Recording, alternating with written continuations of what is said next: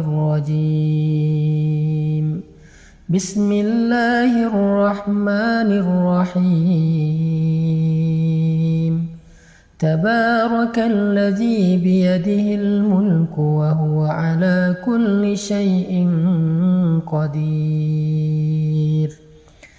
الذي خلق الموت والحياة ليبلوكم أيكم أحسن عملا وهو العزيز الغفور.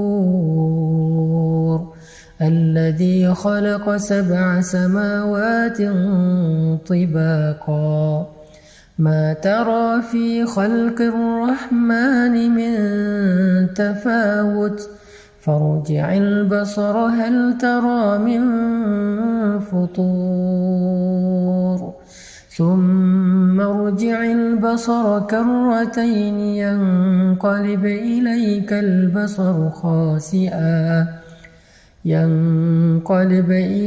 البصر خاسئا وهو حسير.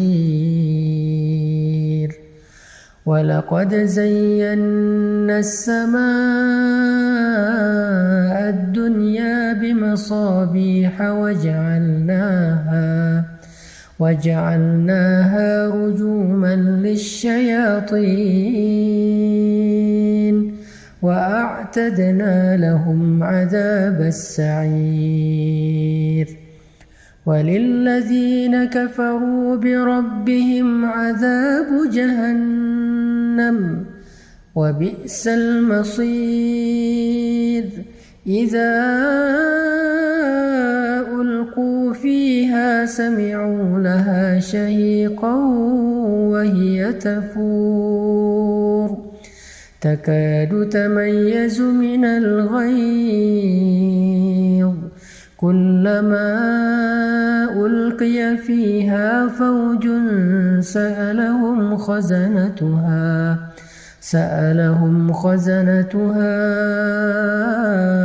ألم يأتكم نذير. قالوا بلى قد جاءنا نذير فكذبنا وقلنا ما نزل الله من شيء إن أنتم إلا في ضلال كبير. وقالوا لو كنا نسمع أو نعقل ما كنا في أصحاب السعير فاعترفوا بذنبهم فسحقا لأصحاب السعير. إن الذين يخشون ربهم بالغيب لهم مغفرة وأجر كبير.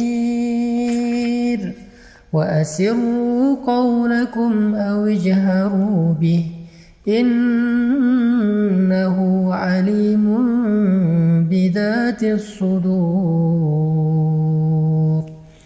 ألا يعلم من خلق وهو اللطيف الخبير. هو الذي جعل لكم الأرض ذلولا فامشوا في مناكبها وكلوا من رزقه وإليه النشور. أأمنتم من في السماء أن يخسف بكم الأرض فإذا هي تمور أم أمنتم من في السماء أن يرسل عليكم حاصبا فستعلمون كيف نذير. ولقد كذب الذين من قبلهم فكيف كان نكير. أولم يروا إلى الطير فوقهم صافات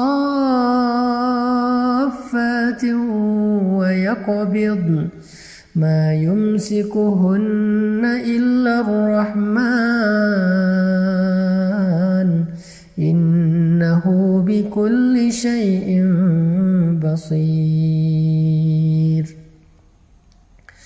أمن هذا الذي هو جند لكم ينصركم من دون الرحمن إن الكافرون إلا في غرور أمن هذا الذي يرزقكم إن أمسك رزقه بل لجوا في عتو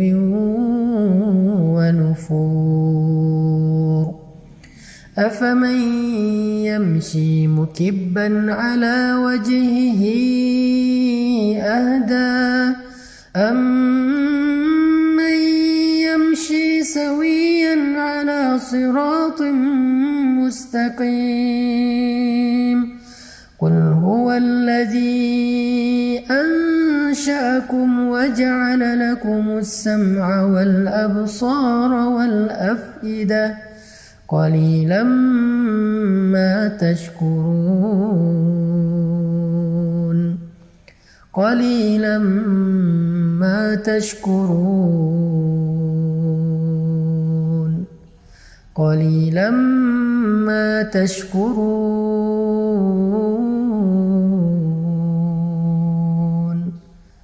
قليلا ما تشكرون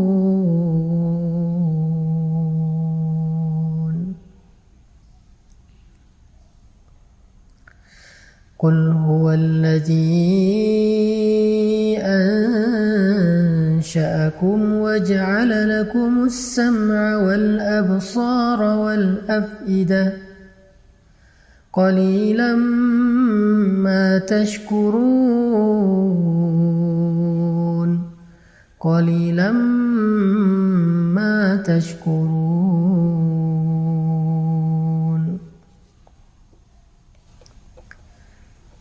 Katakanlah, Dialah yang telah menciptakan kalian, lalu menjadikan untuk kalian pendengaran, penglihatan, dan hati, dan akal fikiran. Tetapi sedikit sekali dari kalian yang mensyukurinya. Ini ayat kita banget ya, karena kita juga sering ngerasa pendengaran kita belum dipakai untuk ibadah, penglihatan kita belum dipakai buat ibadah, dan pikiran kita juga masih jarang banget dipakai buat ibadah.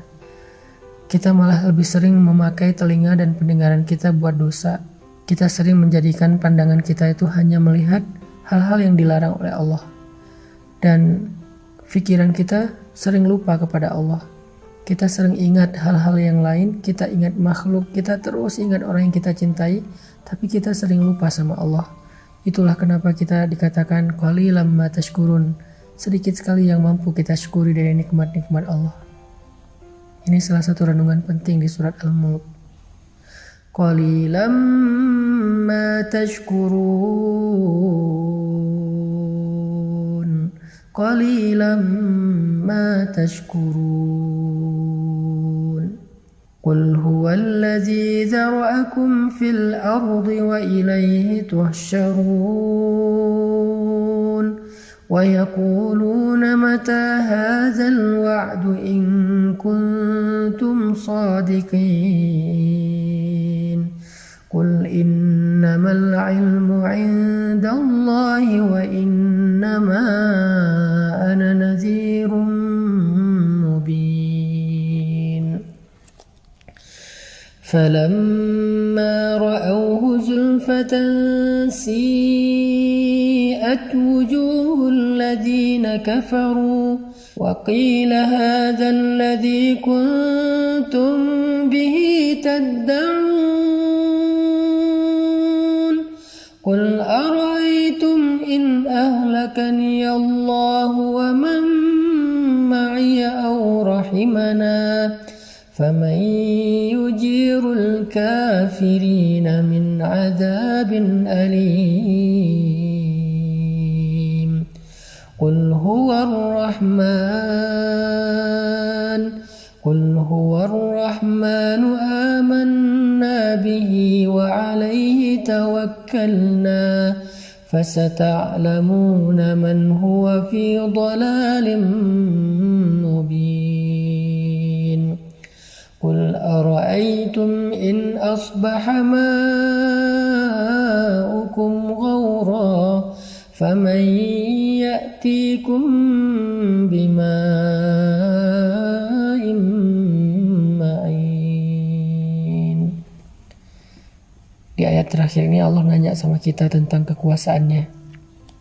Karena Allah pengen kita nggak ragu sama sekali tentang Allah itu maha kuasa. Allah itu bisa apa aja yang dia kehendaki. Sehingga harusnya kita berserah diri kepada Allah. Makanya Allah nanya di ayat terakhir, coba kalian sebutkan, kalau sumur kalian menjadi kering, kalau tanah kalian menjadi gersang, kalau sungai-sungai kalian nggak lagi mengalir, maka siapa yang mendatangkan untuk kalian air yang jernih? Siapa yang menurunkan hujan? Siapa yang menjadikan tanaman-tanaman kita bisa tersirami dengan air lalu tumbuh dan kita menikmati hasilnya? Siapa yang menjadikan sumur-sumur kita menjadi penuh? Allah Subhanahu wa Ta'ala Maha Kuasa memelihara kita. Itu Allah baru ngasih satu contoh, yaitu air ketika kita dalam musim kemarau yang panjang. Kalau dalam contoh ini aja kita yakin bahwa Allah Maha Kuasa, Allah lah yang selama ini ngasih kita rezeki, ngasih kita pemeliharaan. Terus kenapa kita nggak berserah diri aja sama Allah Subhanahu Wa Taala sehingga hati kita menjadi tenang? Kenapa kita nggak memperbaiki hubungan kita dengan Allah sehingga ketika kita butuh Allah, Allah akan membantu kita? Makanya Allah bertanya tentang surat Al-Mulk, surat tentang kekuasaan Allah. Allah nanya, kalau sumur kalian kering, siapa yang mendatangkan kalian air yang jernih? Itu adalah pertanyaan akidah yang kita hanya bisa menjawabnya dengan iman, bukan dengan lisan. Yakin gak kita yang mendatangkan air itu Allah? Yakin gak kita bahwa yang memelihara itu Allah? Yakin gak bahwa yang memberi rezeki itu Allah? Sehingga kita gak boleh merasa kecil hati, putus asa hanya gara-gara kita kehilangan seseorang yang berpengaruh bagi kita. Hanya gara-gara kita kehilangan seseorang yang kita berharap dia bisa bantu kita. Hanya gara-gara kita ditinggalkan oleh makhluk. La, masih ada Allah bersama kita. Sehingga kalimat Nabi, la tahzan, innallaha ma'ana. Jangan khawatir kalau kita lapar. Jangan khawatir kalau kita sedang gak punya rezeki. Karena Allah yang mendatangkan air hujan, maka Allah juga yang bisa mendatangkan rezeki untuk kita. Kita baca sekali lagi dengan renungan akhir dari ayat surat Al-Mulk. Qul ara'aytum in asbaha ma'ukum ghawra faman ya'tikum bima'in ma'in. Sadaqallahul adzim.